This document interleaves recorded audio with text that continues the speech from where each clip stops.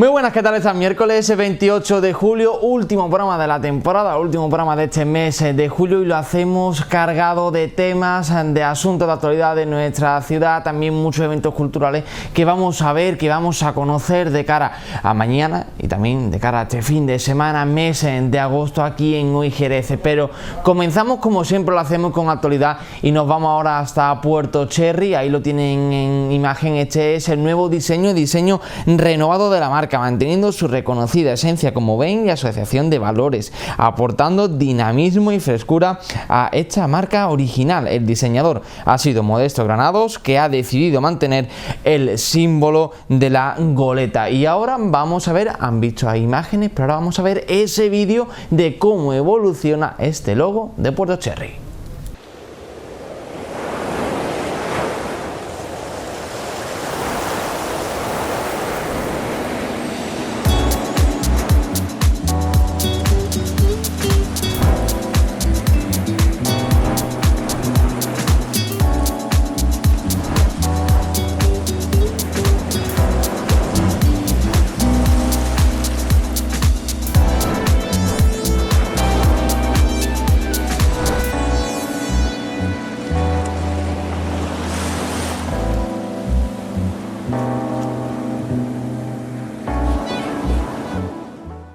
Bien, continuamos, seguimos en Hoy Jerez y como ya lo avanzábamos este lunes, hoy miércoles lo que toca es analizar un poco. ¿Se acuerdan de ese confinamiento? ¿Se acuerdan, bueno, que este viernes ya entraron, y si no nosotros se lo decimos, unas nuevas medidas sanitarias restrictivas, porque estamos en alerta 2 en toda la provincia de Cádiz, también nuestro distrito sanitario y por lo tanto Jerez de la Frontera? ¿En qué va a afectar? ¿Cuáles son las nuevas medidas? ¿Desde cuándo? Ya se lo hemos dicho, desde este viernes 23. ¿Hasta cuándo estarán? Pues para analizar esto, para analizar también ese confinamiento que tuvimos, el nuevo fallo del Tribunal Constitucional. Está con nosotros Mario Neupaver de Podium Abogados. Muy buenas, ¿qué tal? ¿Cómo estás? Buenas, Adrián, tú sabes ya que estoy encantado de estar aquí como siempre, a ver si empezamos a venir para algo que no sea hablar de la maldita pandemia. Bueno, nosotros mientras vamos a analizar todo eso, sí, en un lenguaje muy asequible, muy de la calle, para que todo el mundo nos entendamos. Las nuevas restricciones, ¿desde cuándo? Desde este viernes, ¿hasta cuándo y cuáles son?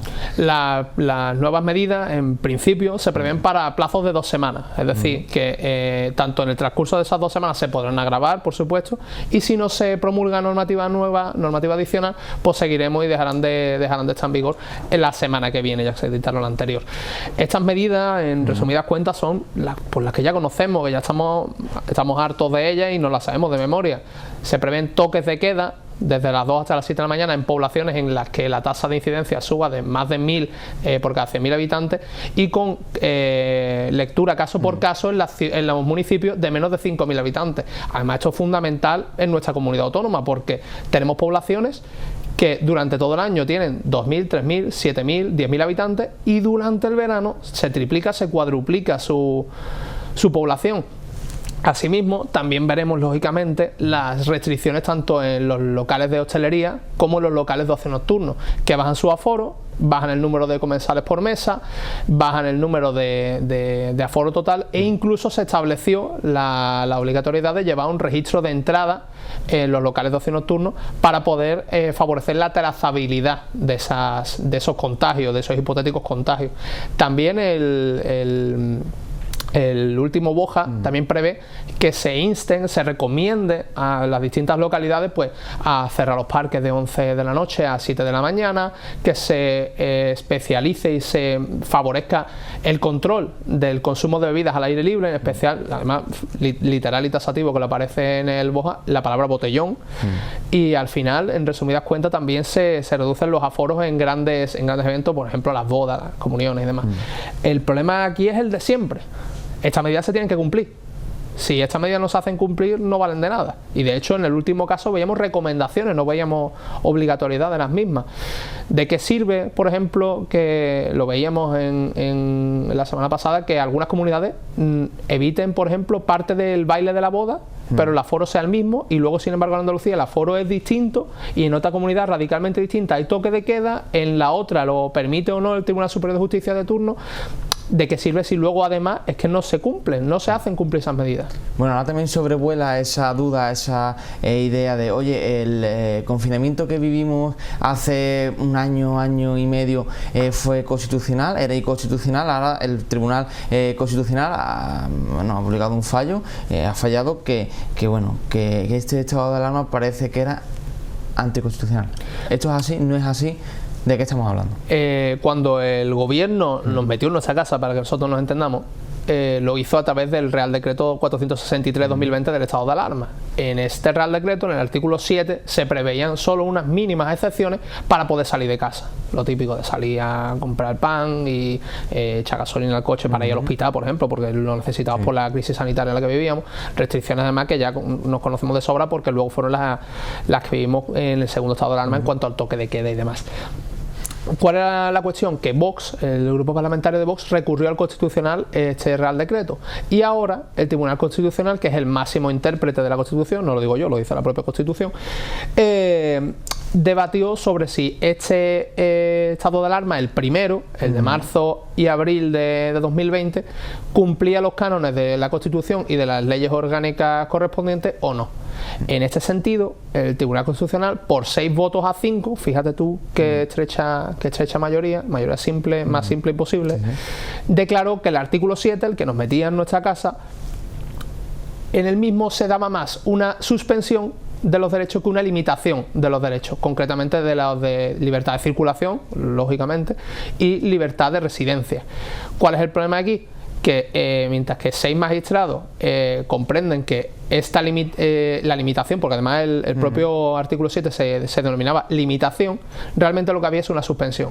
Y el estado de alarma, según ellos, en la ley orgánica correspondiente, la ley orgánica del año 81, no preveía que el estado de alarma sirviese para suspender derechos, solo para limitarlos, al contrario que piensan los otros 5 magistrados del Tribunal Constitucional.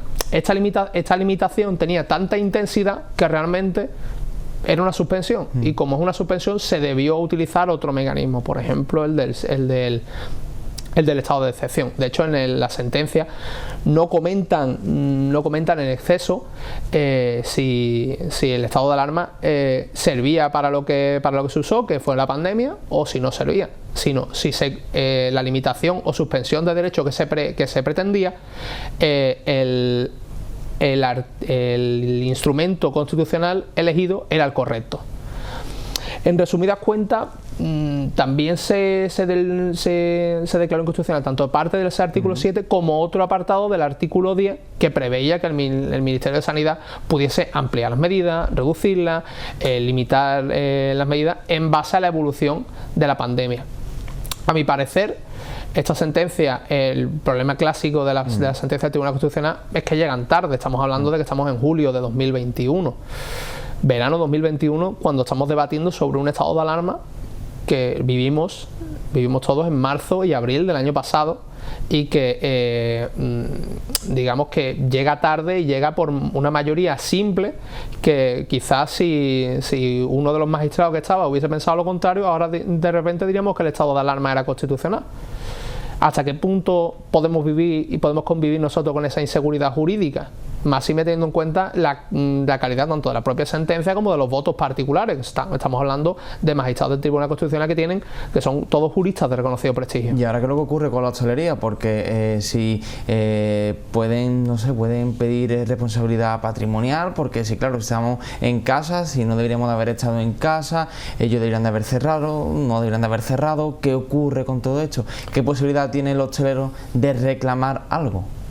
El fallo de la sentencia, el texto de la sentencia lo que prevé es abrir la puerta a modificar a la baja, por supuesto, esas sanciones en la vía contenciosa administrativa y esas sanciones penales en el orden jurisdiccional penal por haber incumplido el confinamiento.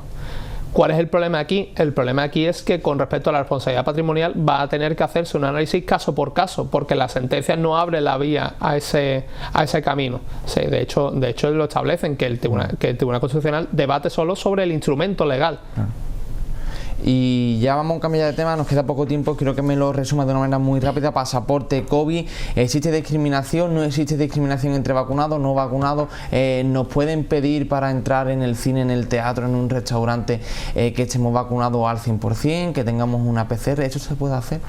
De antemano tenemos que partir de que el llamado pasaporte COVID es realmente un certificado COVID que digamos que emite la autoridad correspondiente, y que en este certificado se puede ver pues si tú estás vacunado con pauta completa o no, si tú has pasado la enfermedad recientemente y si tienes una prueba diagnóstica en un periodo concreto que expone que no estás contagiado. Realmente, si te piden el certificado y tú acreditas por cualquiera de los tres medios que digamos que estás protegido contra la pandemia, yo entiendo que no se produce ninguna discriminación, porque no te están obligando a vacunarte. Te puedes hacer una PCR antes. Ahora, de hecho, desde este mes de julio tenemos test de antígenos en farmacia, tenemos un gran acceso a medios de combate contra el COVID que antes no teníamos, o que antes teníamos en manera reducida porque, claro, no teníamos abastecimiento. La cuestión es la siguiente: si cualquiera de los medios que se utilicen realmente lo que está suponiendo es una obligatoriedad de vacuna, para empezar, yo creo que sí que se podría llegar a discriminar a las personas que no estén vacunadas. Imaginémonos los casos en los que la vacuna, por cualquier sentido, no esté contraindicada para la persona en cuestión, pues porque su sistema inmunológico no lo permite, etcétera. Eso lo saben mejor los médicos. Y por otro lado, tenemos que tener en cuenta los datos que vivimos de la pandemia. Los expertos sanitarios lo dicen hasta la saciedad, y no hay más que ver las estadísticas de la cantidad de fallecimientos que está previniendo la vacuna. Yo creo que esa es la mejor forma de favorecer la estrategia de vacunación, no imponer la cuasi obligatoriedad de la vacuna, o si no, vas a vivir en tu casa y no vas a poder ir al cine, vas a tener que pedir a domicilio, etcétera, etcétera. Lo que hay que hacer es ponerse la vacuna, seguir las medidas sanitarias, el hidroalcohólico, mascarilla, distancia y todo ello, bueno, para intentar pasar de este mal trago, de esta pesadilla que parece que estamos viviendo con esta pandemia de la COVID-19. Mario Nepoaver, abogado de Podium Abogado, muchas gracias por estar con nosotros, gracias por detallarnos todo esto, por resolvernos la duda, eso sí, de una manera muy rápida, muy por encima, pero creo que ha quedado bastante claro. Muchas gracias. Muchísimas gracias a vosotros, Adrián, es un placer estar aquí. Bien, seguimos aquí en Hoy Jerez y vamos a abrir esa ventana cultural. Vamos a hablar de eventos que tienen lugar en nuestra ciudad, y cuando hablamos de eventos en tiempo de pandemia también hablamos de seguridad. La segunda Bienal de Flamenco de Cádiz, Jerez y los Puertos, que comienza el 6 de agosto y precisamente comienza en nuestra ciudad de Jerez, en los museos de la Atalaya, una amplia programación en torno a unas 6 localidades en las que se va a poder disfrutar de arte, de flamenco, de espectáculos, y para ello viene a hablar Mario González, su director. Mario, muy buenas, ¿qué tal? Hola, Adrián, buenos días. Amplia programación, todo ello para disfrutar del flamenco, que falta nos hace, ¿no?, para ya dejar al lado esta pandemia y la COVID, ¿no? Pues sí, la verdad es que es el momento, creo, ¿no?, de empezar ya a intentar volver a esa normalidad, y nada mejor, como tú bien dices, que el flamenco, que nuestra cultura y este tipo de eventos, como tú también apuntas, con todas las medidas de seguridad, en espacios abiertos. En este caso, bueno, pues el día 6 de agosto a las 10 de la noche presentaremos la gala inaugural con un cartel impresionante con la familia Rancapino, con Alonso Núñez Rancapino a la cabeza, y acompañados de dos de sus grandes compañeros, donde han compartido escenarios por todo el mundo, como son Paco Cepero y Vicente Soto. También estará la guitarra de Paco León, y a las palmas José Peña y Manuel de Cantarote. O sea, un cartel de lujo. De nivel, y todo ello en los jardines del Museo de la Atalaya. Increíble el escenario que habéis elegido para dar el pistoletazo de salida, ¿no?, a esta segunda Bienal. ¿Cómo se espera? ¿Cómo se espera con el tema también de público? Decirle a todos ustedes que estáis en casa que si no quieren venir a Jerez, que le pillan más cerca a San Fernando, que le pillan más cerca al Puerto, Chiclana, Sanlúcar, Cádiz, vaya a estar por toda la provincia y pueden asistir, incluso pueden ir repitiendo, ¿no? Pueden ir a diferentes localidades, que creo que ese es el objetivo, ¿no? Así es. Pues sí, bueno, como bien dice su título, es la Bienal de Flamenco de Cádiz, Jerez y los Puertos. Empezamos en Jerez con esa gala inaugural, como hemos anunciado, el próximo día 6 en los jardines de la Atalaya, y después continuamos con actuaciones también en el puerto de Santa María. A ver si cronológicamente nos vamos a Chiclana, San Fernando, Algeciras, Sanlúcar, y clausuramos el día 29 de agosto en el Baluarte de los Mártires en Cádiz.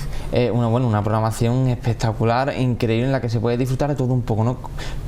Comentabas que era primero con la familia Rancapino.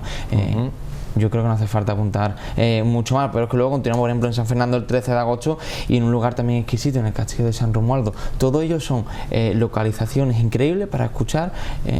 Artistas de nuestra tierra, sobre todo, es otra apuesta que hemos querido hacer en esta Bienal, porque bueno, como tú bien sabes, el sector cultural y más concretamente el nuestro, ¿no? del flamenco, no solo los artistas sino también los promotores y las personas que nos dedicamos a esto, pues hemos sufrido un año complicado, pero bueno, quizás por eso también hemos apostado por artistas de la provincia y son ellos los que van a ser protagonistas en todas estas localidades. En San Fernando, por ejemplo, está Jesús Castilla y Jesús Méndez, en Algeciras están Los Pañeros, en Sanlúcar está Naike Ponce, María Mezcle, Alba Bazán, Diego Villegas, en Cádiz está Caracolillo de Cádiz, está Anabel Rosado, está Paula Sierra. ¿Y me dejo alguno? Es que, bueno, también es que estoy mirando que bueno, que no solo hay espectáculos de flamenco, que no hay un concierto como tal, un espectáculo, también hay presentaciones de libros. Por ejemplo, el día 27 en las bodegas Hidalgo tenemos de todo un poco, pero todo ello relacionado con el flamenco, ¿no? Para todos los gustos y para todos los públicos. Todo relacionado con el flamenco, y en Sanlúcar, como tú bien dices, está en bodegas Hidalgo y la presentación del libro. También Sanlúcar tiene una muestra en la calzada de fotografía de flamenca y exposiciones, conferencias, conciertos, ¿no? Y no, es un amplio abanico cultural que, bueno, que todos los que nos están oyendo y quieran una información detallada, en la página web www.bienalflamencocadiz.com pues pueden tener ahí todos los horarios y todas las actuaciones que se van a llevar a cabo, al mismo tiempo que, bueno, que la adquisición de sus entradas, que también están a la venta ya en la página web de Ticket Entradas o en las taquillas del Teatro Villamarta. Eso te iba a decir, es importante también sacarse las entradas con antelación, todo ello, para, bueno, no quedarnos sin un sitio, pero porque antes, bueno, antes se pasaba un poco la vista, ¿no? Se decía, bueno, venga, podemos pasar, pero con esto del tema de la COVID, muy importante el tema de los aforos, muy importante que se cumplan las medidas de seguridad, y vuelvo a repetir, en esta Bienal, en esta segunda edición de la Bienal, podemos estar totalmente tranquilos porque se cumple con los protocolos anti-COVID-19. Así es, Adrián, y además yo daría un puntito más, y importante también apoyarnos, claro. O sea, apoyar a esos artistas que, como pueden ver en la programación, son artistas de la provincia, artistas de Cádiz, de Jerez, de Sanlúcar, del Puerto, y que, bueno, al igual que toda la industria, desde los técnicos de sonido, de luces, vosotros que también cubrís mucho de las actuaciones y de los conciertos, son muchas las personas que trabajan y que viven de esto, entonces creo que es el momento de apoyar también a este sector. Bueno, Mario, decíamos que hay presentaciones de libros, pero también hay presentaciones de discos, como por ejemplo Naike Ponce con el disco Vivir, y no nos quedamos en presentaciones de discos ni en presentaciones de libros, sino también en conferencias de la Peña Flamenca Puerto Lucero el día 26 de agosto a las 12 del mediodía. Pues sí, como bien decía, el flamenco es nuestra cultura, y para muestra un botón, o sea, no solo van a haber recitales, sino que va a haber conferencias, presentaciones de libros, el disco, ¿no?, de Naike Ponce, que además estuvo nominada a los Grammy. Creo que, bueno, que una programación bastante completa y que dice mucho, ¿no?, de lo que queremos contar en esta Bienal de Cádiz, ¿no?, de nuestra provincia.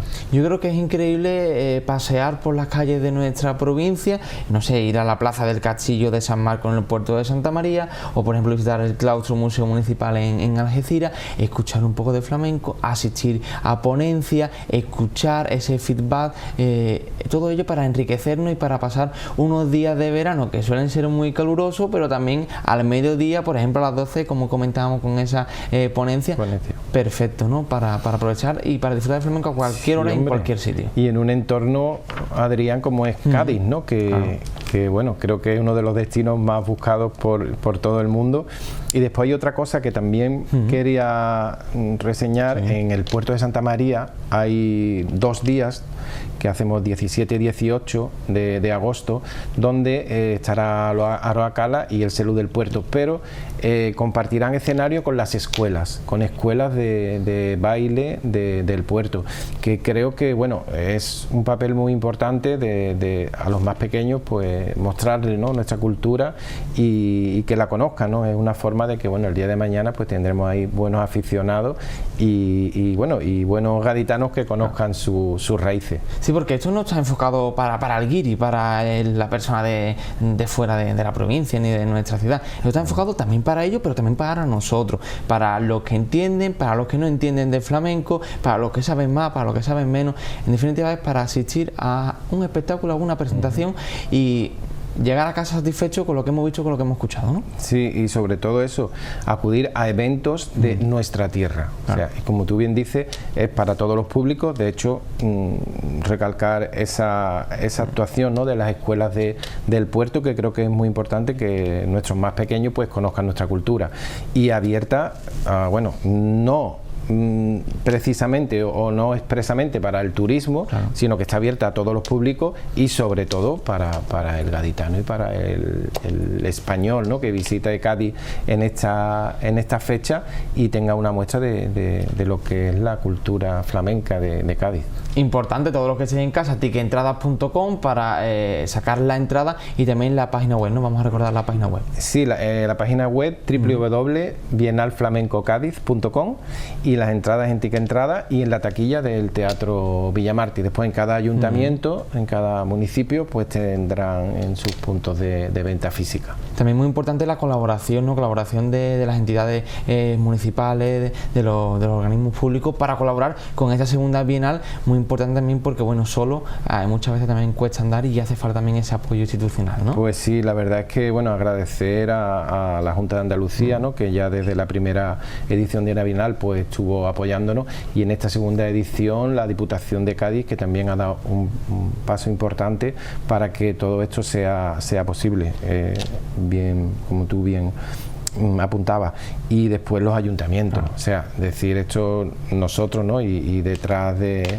la Guarida del Ángel, ¿no?, que es la productora y promotora de este evento, hay un gran equipo de profesionales que trabajan muchísimo cada día para salir adelante, pero sí es verdad que sin el apoyo de las administraciones como Diputación, la Junta o los propios ayuntamientos sería imposible.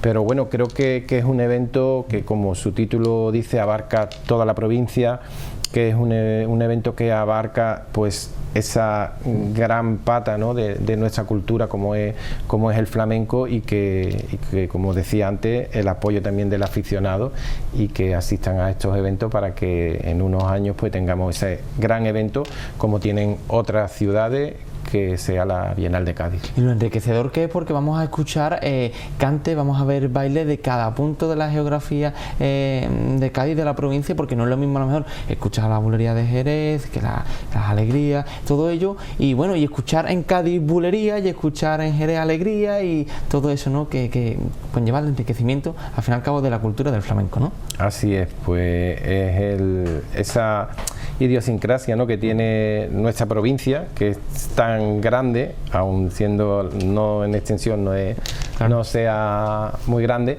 pero sí es muy grande a nivel de artístico, ¿no? Y como tú bien dices, esa muestra, ¿no?, de cantadores de Cádiz, pero que se expresan en su bulería, en sus alegrías y en su forma de entender el flamenco tan diferente, a pesar de que estamos a muy pocos kilómetros.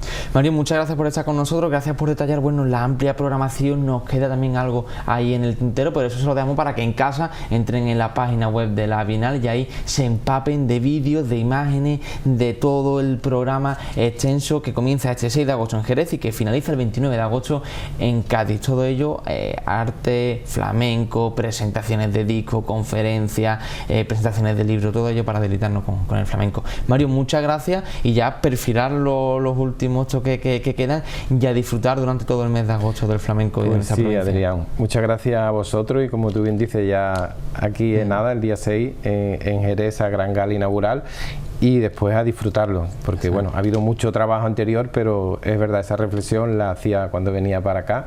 Creo que una vez que arranquemos va a ser el momento de disfrutarlo con todos vosotros. Pues muchas gracias por estar con nosotros, Mario. A ti.